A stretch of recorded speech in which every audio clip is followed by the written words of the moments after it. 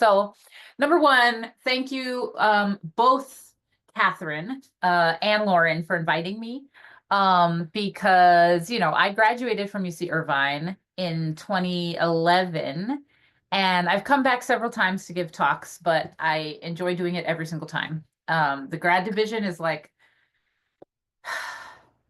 they're like my heroes. I don't know how to properly say it, but I love them very much. So today's talk is really just going to be about, as I understand it, this series. Hey, there's Mandana. All right. As I understand it, this series is really about like what my career has been to get to this point. Welcome, Bobby. Um, and just sharing some of my tips with you all. So I think of it as kind of a lessons learned talk. But it's going to be interactive in some parts where I'm going to share with you the way that I work now. But first, I'm going to go through just some background of who I am, how I got to where I am. Okay. And feel free to ask questions, to pop them in the chat. And if I don't see them right away, I will totally answer them at the end. And I hope to leave enough space at the end that we can just have a conversation and you can ask as many questions as you want. There aren't that many people here, so I imagine it's going to go pretty quickly. So number one, my pronouns are she, ella. And number two, I love this little LASERchick drawing here that one of our teachers that I work with drew for me after knowing me for like 2 days. So that made me very happy. And if any of you like the talk or anything, feel free to share anything on social media about me. I do not mind. And even if you don't like it, you can be like, Desiree was like the worst speaker I've ever heard, and I hate her. You can totally share that too. That's fine. But people are going to come for you because I have a fan base. No, I'm just kidding. Okay, so I'm going to start with my acknowledgement that I personally live on Huichin territory. These are the ancestral and unceded lands of the Lijan Ohlone peoples here in what is known as the Bay Area. And I live like in Berkeley, California. I work in San Francisco, which is Ramaytush land. You all in Irvine are on the traditional land of the Akjashaman and Tongva peoples. And if you want to learn more if you didn't know that, now you do. And I hope that you can learn more. And you can go to jbmian.com to learn more about them and what they do in your community because they are still there. And if you are not in either of those places, you can go to native-land.ca and you can put in your zip code, area code, zip code, and it'll tell you like whose land you're on and give you more information about those people, which I have found to be a great resource. So first question that I get asked is, who the heck am I? So my name is Desiré Whitmore, and these are my two parents, Jean and Delia. This picture was taken when I was about 1 year old, I think. And these are all of their children. They did not have all of these children together, but they did have all of these children in total. So these are all my siblings. There are 8 of us. And this was my PhD graduation back in 2011, as you can see on my Mickey Mouse graduation cap that my brother's wearing over there. So this is a very old picture, right? It's 14 years old. So all these people are quite bigger than this in every possible way. I am the oldest of 8. Like I said, I love taking things apart and teaching and cars, particularly Volkswagens. I love dogs, bowling, and roller skating. And so these are the loves of my life. These are my nieces and nephews, and my baby dog, Stella. So that's just about me. Also, welcome, Rook. And now I'm going to just talk about my education real quick. I started in community college. So I have an associate's degree. I went to Antelope Valley College. Does anybody know where Antelope Valley is? Didn't think so. Oh yeah, okay, Lauren does. So it's like, the Hollywood sign in LA, like there's the Angeles Forest, the mountains there. The Antelope Valley is behind that. So it's like a valley behind those mountains. So it's like up by Magic Mountain, in Valencia. Now, what I learned there was it's okay to change majors. Now, I know that are all of you graduate students? Yes? Okay. Um, then I transferred to UCLA. I got my bachelor's degree in chemical engineering, but I did research in physical chemistry. Welcome, Miriam. And what I learned there was that even though I was majoring in chemical engineering, I really did not like it at all. And so what I did was I really focused on the things that I wanted to learn, which were physics and chemistry. And I recognized that like research actually taught me so much more than just taking the classes that I was taking. So I was able to learn a whole lot about physics and chemistry through my research, which led me to then go and get my PhD from UC Irvine, and my master's degree in the CHAMP program. Do any of you know about the CHAMP program? Yes? No? Okay. So it's called Chemical and Material Physics. It's a program that it spreads across the chemistry and the physics departments at UC Irvine. And so you come in, and you're kind of a part of both of the departments, even though you come in through one or the other. So I came in through chemistry, but most of my courses and a lot of the research I was doing were very physics oriented. And so this is a way to have like chemistry and physics really be integrated on a much deeper level. And so my research was actually laser spectroscopy, which is why I'm the laser chick. The things I learned the most from graduate school were you need to work for people you really get along with. You don't want to work for someone who treats you like garbage. So apologies if that is the case for you right now. I can talk to you later about it, because I know that it happens and it happened for me. So I know that it happens. And also I learned that mental health is super important. I didn't fully understand what it was until graduate school or understand that I had control over it.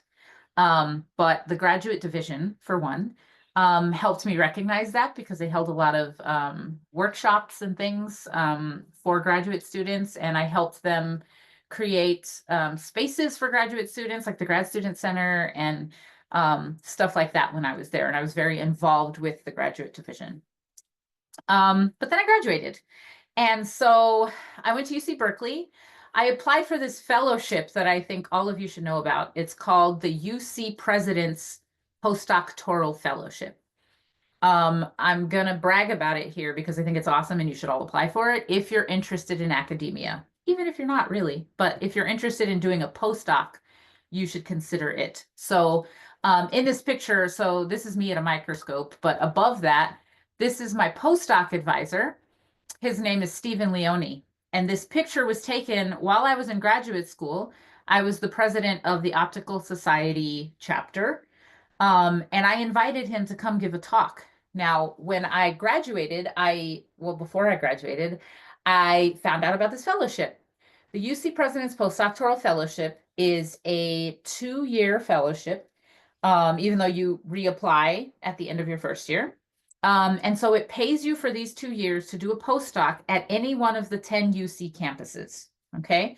And so you have to find a professor to work with who, you're interested in their research, and they work with you to create your application and submit proposed research that you want to do for your postdoc. Once you win the award, you go there and work for them for 1 year. If it goes well, you reapply for the second year. And then it's up to you and the professor what to do after that, if they want to keep you or not. But the coolest part about this fellowship is that after the 2 years, you are part of a pool of graduates, or rather of postdocs from this pool, from this fellowship.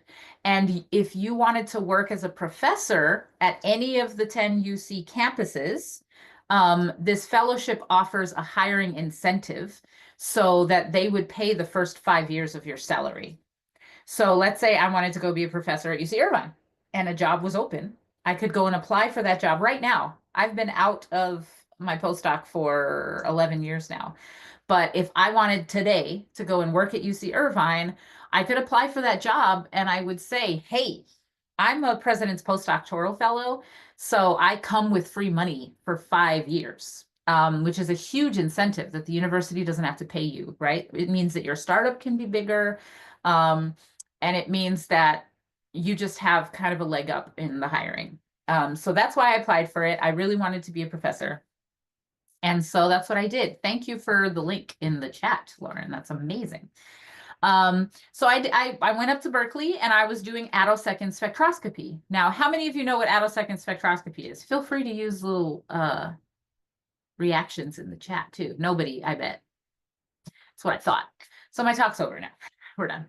No, I'm just kidding. So attosecond spectroscopy is, so spectroscopy is really studying with some kind of energy, using energy and different energies to study the behavior of different things. So I was studying metals and semiconductors. Now, this slide might look kind of gross to some people, but I think it's really cool. So it's a heartbeat. And so if you think about how fast is an attosecond, what is an attosecond? Atto means 10 to the minus 18. Okay, so if we think of our human heartbeat as 1 second, okay, our heart beats 1 time per second. And then I shrink it down and I try to think about, okay, how much is a millionth of a second? That's a picosecond. That's how fast molecules rotate, okay, in real time. Now, if I go even faster, 1,000 times faster, so this is a millionth of a billionth of a second, that's a molecular vibration. So now we're getting into the vibrational modes of molecules. Now, if we go 1,000 times faster than that, we're at a billionth of a second, and that is an attosecond. So that's how fast electrons move across a hydrogen atom, okay? So it's very, very fast, but it's kind of hard to think about, right? Like with respect to our heartbeat, it's a billion times faster than our heartbeat. But like, what does that mean? Like, I can't actually picture it. So I'm going to try to help you picture it by going the other way. So how long are 1,000,000 seconds, right? I don't know, but 32 million seconds is a whole year. So it takes 1 year, it takes 32 million seconds for the Earth to go around the sun, right? So every year when you become a year older, 32 million times your heartbeat, okay, on average. Now, the age of the universe is 0.4 times 10 to the 18 seconds, okay? So that means that a billion heartbeats is basically the age of the universe. So for an electron, every electron that we ever interact with, them moving around in 1 second is as long to them as our heartbeat is to the age of the universe. It's kind of mind-blowing, and I apologize for blowing your mind. Now, I like to joke that I won 2 Nobel Prizes in 23 because attosecond physics won a Nobel Prize in physics. And I highlight Anne Lhuillier here because she is amazing, and she's only the 5th woman ever to win a Nobel Prize in physics. And I never got the chance to work with her, but I did work with Ferenc Krauss, who is also on the award. He's a professor in Germany. Now, the second project that I worked on in my postdoc was quantum dots. Do you all know what quantum dots are? Does anyone know what quantum dots are, rather? No? Ooh, I love this crowd. Okay, so it's a no, let's say. So quantum dots are tiny semiconductors that are like 1 to 10 nanometers in diameter. They're tiny. And they have this amazing property that they're kind of like man-made atoms. So they respond to light and energy in the same way that atoms do. And so you can get fluorescence from them. So this bottom picture here is like little vials of quantum dots. And the only difference between them is their size. And so I'm shining ultraviolet light from the bottom, and all of these are fluorescing with these different colors. And so you can tune these to be any color that you want. They're so useful. They're in solar panels, they're in digital displays, they're used in biological studies. They're really, really cool. And they also won the Nobel Prize in 2023 for chemistry. I don't know any of these dudes, But I do know that the quantum dots that I worked on, now I did not make the quantum dots. I studied the dynamics of the quantum dots with my really fast lasers. Um, and those quantum dots that I was studying went on to be used in the very first Amazon Fire Kindle Fire, is that what it was called? Amazon Kindle Fire displays. So those were the very first quantum dot displays that were ever commercially made, and they were just so much brighter and better than any displays before. Now, the lessons I learned from my postdoc are I did not want to be a professor. I realized that the publish or perish lifestyle that a lot of faculty have is not what I want for myself. And I also realized that just the competition in general in the field that I was in didn't seem to be what I wanted. I also learned that networking is super duper duper important. Like everybody you talk to in every place you go to, including the grocery store and concerts or the gym. Like every person you meet might be able to contribute in some way to your happiness or your career.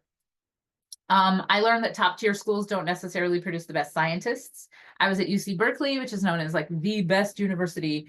But some of the students there weren't that great, but they still finished, they still graduated with their PhDs. And I come from UC Irvine, which at the time was not as highly ranked as it is today. And I can say that my education and my learning was just much stronger than many of these kids. Good mentors are not necessarily good PIs and vice versa. You should have both, right? So you have your PI, you have your boss at work, but then you also should have mentors, several of them. You should have a network of mentors.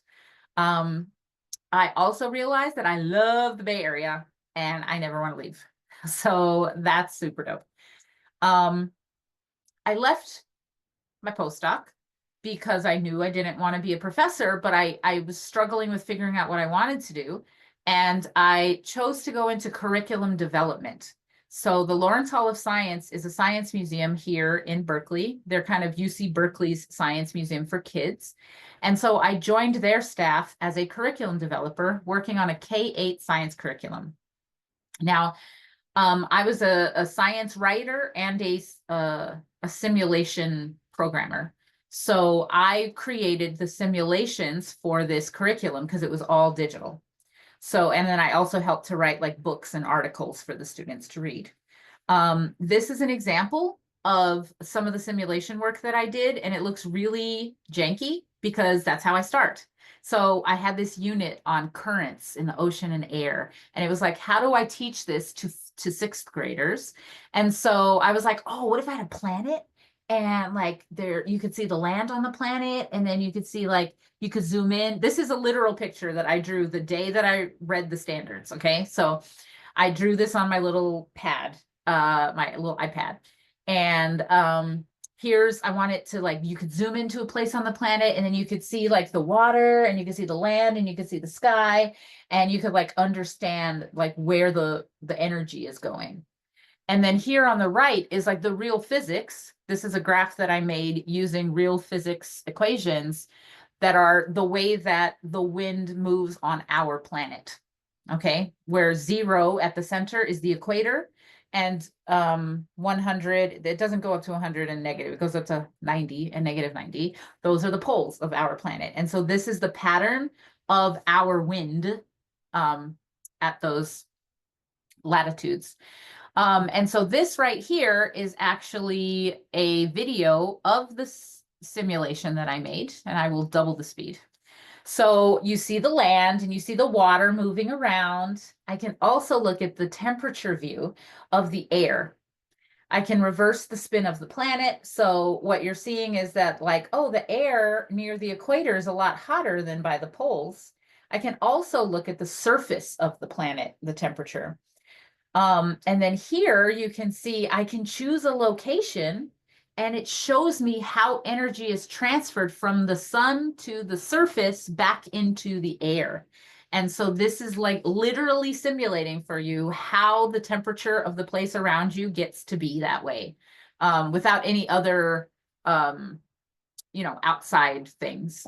And my favorite part of the app is I can turn off the sun.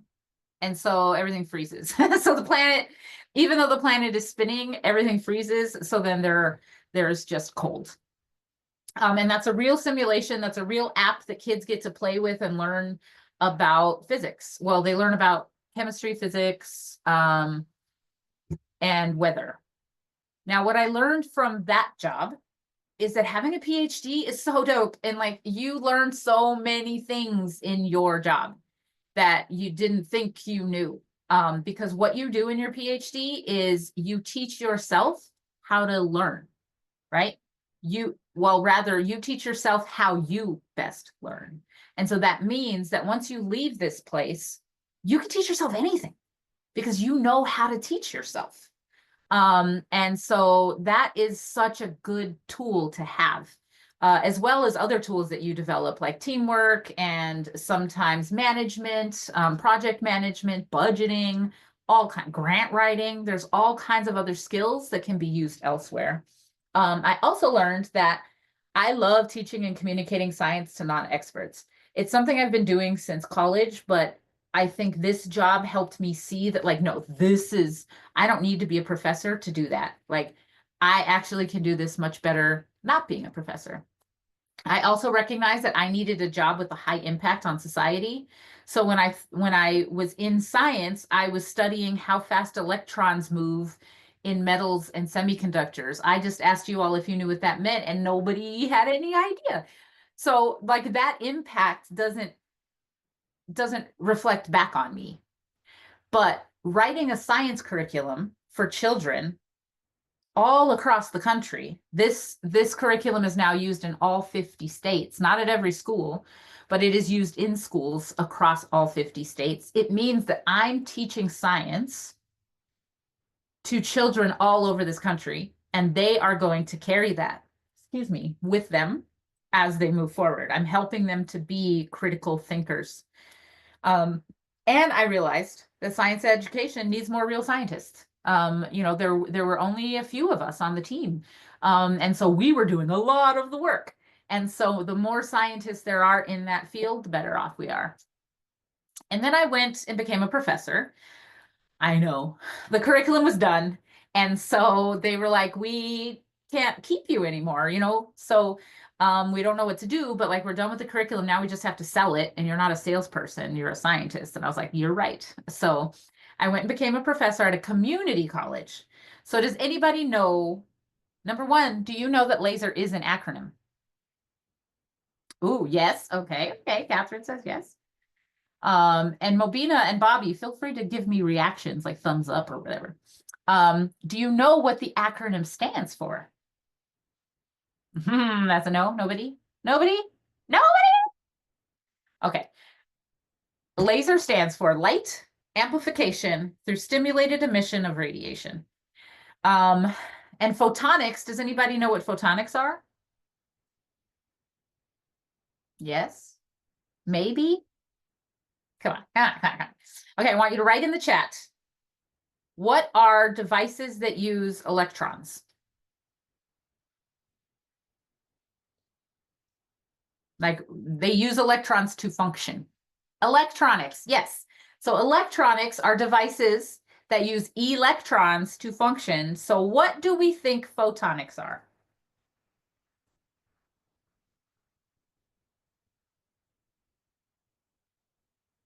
Yes, they are instruments that use photons. Look at that. Okay. So everything that uses light, like this rope light right here, that's a photonic. The screen that you're watching right now, that's a photonic. Your cell phone is a photonic. All of these things are photonics. So I was the professor of laser and photonics technology and physics at Irvine Valley College, which is just down the street from you all, right?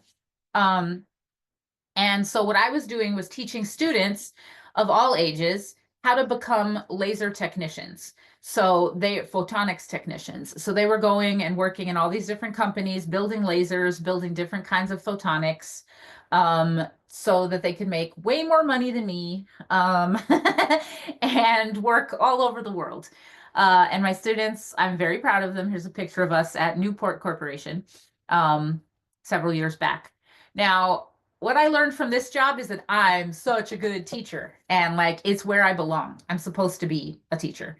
However, I also learned, or rather, I reconfirmed that I don't love Irvine. I don't like being there. I don't like living there. It's just not, the place is not for me, even though there are parts of it that are really dope that I do miss. I also learned because I got paid very well as a community college professor and I had amazing benefits. My financial security did not actually give me happiness. Like that's not, I thought that it would, but it didn't. Um, I also learned that I do not like working in isolation. As a professor, as the director of this program, it was all on me. I was running all of it. And there was no one to help me. There was no one to delegate to. There was no one to talk through things with. And that was really, really isolating. And so I didn't love that very much. And I learned that being a professor is so much more than just being a teacher. You're a social worker, you're a friend, you're a colleague, you're a caregiver, um, and you're a teacher, right? So you're all of these things at once for your students, and you need to hold space for all of those. And they don't necessarily train you for that in graduate school. Um, so if you go into this field, I think you need to like think about that and find ways to get professional development around those things. Someone told me recently, teaching is not a white collar job and it's not a blue collar job and it's not being a social worker, but it's actually all three of those things. And I really resonated with that. Now I come to my new job. How much time do I have? Let me see. Let me see. Okay, we're good. We're good. I'm trying to go fast so that we can have questions. So this is where I am now. I am at the Exploratorium where I'm the staff physicist educator, and just recently I became the director of learning experiences. So the Exploratorium, for those of you who do any of you, do any of you know about the Exploratorium? Okay, Lauren does, Catherine does. Anybody else? No? Okay. So the Exploratorium is the Museum of Science, Art, and Human Perception. We were founded by Dr. Frank Oppenheimer in 1968. We are the very first hands-on science museum ever in the world, and we create about 80% of the world science centers. So you go to the Cube, the Discovery Cube. We build a lot of their exhibits. We build exhibits for the LA Science Center. We build exhibits for all kinds of museums, and we build entire museums. So we've just finished building 2 of them in Brazil. We're currently building one in East Asia. We have one in Qatar. So, you know, we build a lot around the world. Now, my department is called Teaching and Learning, and we work with teachers. So we work with pre-K to 12 teachers, and our staff is made up of veteran classroom teachers, people who taught in a classroom for years and years and years, and PhD scientists and PhD educators. And so these 3 groups come together and create like very hardcore scientific, like pedagogically rich content that is all based on inquiry to teach teachers. So here's a picture of some of the teachers in one of my workshops up left. They're actually, everything I do is hands-on. And here's an example of like activities that I've created that are hands-on. And then the bottom left are some of my colleagues, actually, because I get to travel around the world to watch eclipses and broadcast them live, which is like really cool. So this was actually in Navajo Nation in Bluff, Utah. And this is my colleague, Julie, who's my co-host. And this kid, Corey, was a graduate student at UT Austin. So we got to hang out at the eclipse and it was super fun. And I had never seen an eclipse before. So I'm going to tell you what we're about to do because I'm going to share with you what I mean by inquiry-driven hands-on science. Okay, so this is what I do now. I make science snacks. I not only teach teachers, but I make these science snacks And then I take them and I use them on teachers. Like I share these with teachers and I teach them how to get at the science concepts behind them. But I also use them to get at social phenomena. That is something that I'm trying to do because I'm very cognizant of my place and my privilege and power or lack thereof in all the spaces that I'm in. And so it's really important for me to be able to help other people see that as well. So a science snack is basically a mini version of our giant science exhibits. You know, we have over 700 exhibits on our museum floor at any given time. All of these are based on natural phenomena. They're really inexpensive, easily available materials. Now, on the bottom here, you see several of them. These are like 6 chemistry focused science snacks. We have like a fog chamber where you actually make fog inside of this jar. We have a gas model, so use a blow dryer to like simulate what molecules are doing in a gas. We have gassy eggs, so you can actually understand like how gas is like passes through membranes. We have a geyser, we have glow up talking about fluorescence. And then of course we have hand battery, which is super fun. And this is like you can study how electrons, how batteries work, but how like you have electrons inside of your body.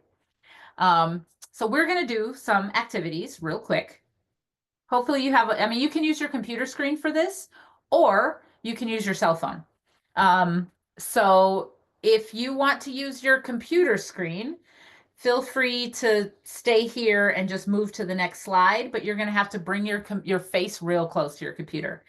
Or you can use your cell phone and you can go to this QR code, and I will make these slides available to you all after the talk. And so you go to, you know, you should get a slide like this. And then you want to present. So you go to present mode, which is the little play button on the top there. And then you want to present on this device. And so it should just fill up your whole screen. And you want to turn up your brightness as bright as it can go on your cell phone for this, or your computer, whatever you want. Okay. So when you're ready, you let me know with a thumbs up. Even a digital thumbs up, Mobina, Rook, and Bobby. You gotta like click it at the bottom. There's reactions. Oh, I don't even know where my reactions are. Okay, well, thank you, Mobina. Okay, so then you go to the next screen, right? It says turn your brightness up all the way. Okay, I will also go here on the computer. Okay, you're gonna hold your phone to your face, right? You're gonna go to the next slide. Okay, so when I say you're gonna go to the next slide, which is on your phone, or if you're on your computer, I'm gonna go to the next slide, okay? And you're gonna line up your nose with the line, okay, between the 2 colored rectangles, and then you're gonna stare at them for 30 seconds, okay? So I'll count to 30, all right? So this is the slide, okay? So everybody sees what I'm talking about. You see magenta and green, okay? You're gonna put your eyes like right at the center of those 2, okay? For 30 seconds. Are we ready? Okay. 30, 29, 28, 27, 26, 25, 24, 23, 22, 21, 20, 19, 18, 17, 16, 15, 14, 13, 12, 11, 10, 9, 8, 7, 6, 5, 4, 3, 2, 1. Okay. And now look around you. I want you to close one eye and then close the other. What do you notice? Feel free to come off mute and tell me.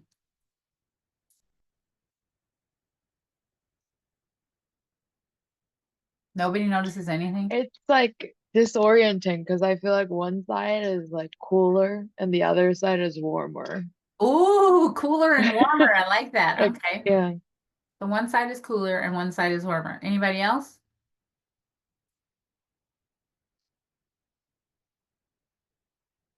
Negative. Do you notice which side is cooler and which side is warmer with respect to the colors? I think the left side where I was seeing magenta is cooler, and Hmm. like the right side where I was seeing green is warmer. Yeah. Uh-huh. Do folks agree? Thumbs up. Did it work for you? Okay. So these are the questions. Double vision. Ah. Okay. Yeah, I was starting to see like blue in the middle. It was really weird. The questions that we ask as teachers to our teachers that we like to ask students in order for them to really learn are, what do you notice? And we ask this question because if you're honest, there's no wrong answer to what you notice, right? Um, and then we like to ask, what do you wonder? Stella, can you stop that? Sorry, my dog is like eating her feet and it's really gross. Um, So we ask, what do you wonder? Because then it's like, oh, what do you want to try? That gets into like science and experimentation, right? So, like, what do you wonder? And so, I wonder, like, why are my two eyes different colors? Like, why is one warmer or cooler? And how does that correlate to these colors that I was staring at on my screen? And so what we actually the way that we phrase it is what's going on. We answer it in a question, right? So your eyes and like they actually have chemicals in them that are how you see color. Okay. Now, if you saturate them, they stop seeing that color. So you have cones and rods, and your cones are your color receptors. So green, we have red, green, and blue. So on the right side, or one of the sides, we were looking at green, right? And so it filled up all the green. So now your right eye can't see green anymore. So once you move away, you can't see green with that right eye. You see the world minus green, which is basically magenta. Red and green make up, or sorry, red and blue make up magenta. Now, the other side, you have magenta. And so that was filling up the blue and the red cells in your eye. So then when you then open that eye, you see the cooler side of things, which is blue. So then everything looks bluish to you, or sorry, everything looks greenish to you, because now you don't have any more red or blue receptions. Does that make sense to folks? Yeah? Okay. Now we're going to do one more, and then I will explain how this relates back to social aspects of things. Um, so here's the second one. Again, feel free to do it on the screen, but know that you're going to have to move your face closer or farther away from the screen. So using the camera, boop, boop. Okay. And once again, you're going to turn up your brightness and you're going to present on your screen. How do I do that? There we go. Present on this device. Okay. Okay. And so you should have this cool looking thing here. So what you're going to do, you're going to follow these instructions. You're going to close your left eye. You're going to hold your phone straight in front of you, or your computer screen. And you're going to close your left eye and stare at that cross with your right eye, right? There's a cross and a dot. You're going to stare at the cross on the left with your left eye closed, your face straight, and you're going to slowly bring your phone closer to your face with your eye remaining on that cross. And you might notice something. What do you notice?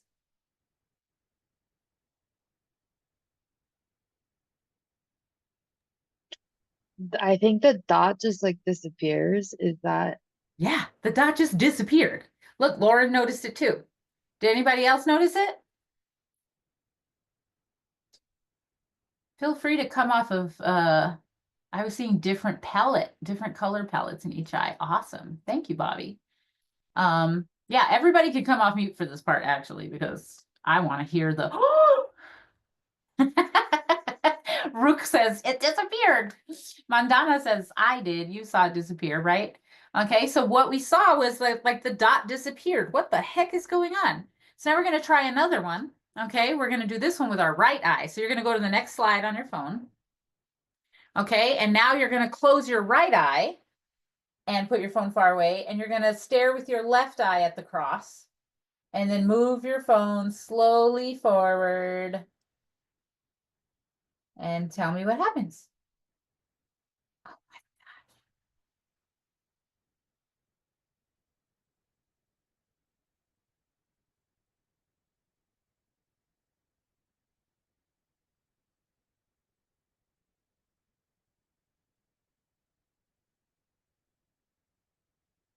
It disappeared. It still disappeared, right? The sun disappeared. Ooh, the cross seems like a bird or something. Oh, that's kind of cool. I like that. So this one's my favorite because the sun disappears. Like, what? Where does it go? And actually, when the sun disappears, like, what do you mean? What's behind it? What, like, where does it, what is, when the sun disappears, what does it look like? Is it just like a big black hole? Is it a big white hole? Is it, yeah, like what are you looking at when the sun disappears?